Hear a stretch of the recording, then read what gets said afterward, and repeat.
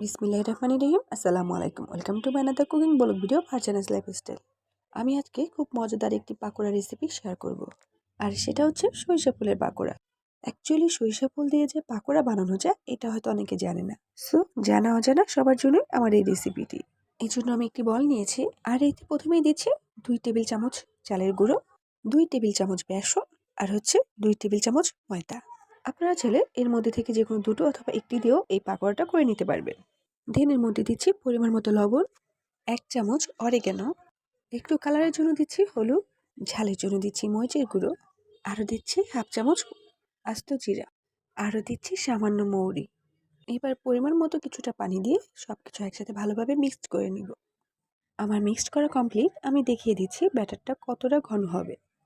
এবার পাকোড়া ফ্রাই করার পালা। আমি আগে থেকেই এই সরিষা ফুলগুলোকে ভালো করে পরিষ্কার করে ধুয়ে পানি ঝরিয়ে রেখেছিলাম। এবার একটি প্যান নিব আর তাতে দিব অল্প পরিমাণ কুকিং অয়েল। এবার তেলটা গরম হয়ে এলে দুটো করে সরিষা ফুল ব্যাটারে কোট করে ফ্রাই প্যানে দিয়ে দিব।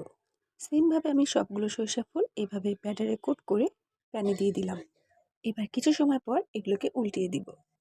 এভাবেই কয়েকবার উল্টিয়ে পাল্টিয়ে হালকা ব্রাউন কালার করে এগুলোকে আমি ভেজে নিব। আমার ভাজা হয়ে গেছে।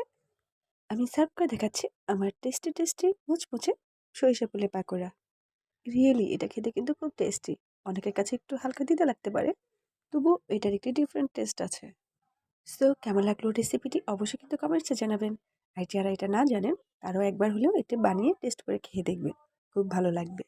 আর আমার রেসিপিটি আপনাদের কেমন লেগেছে সেটাও কিন্তু কমেন্টসে জানাবেন। ভালো থাকবেন। Thank you for watching. আল্লাহ হাফেজ।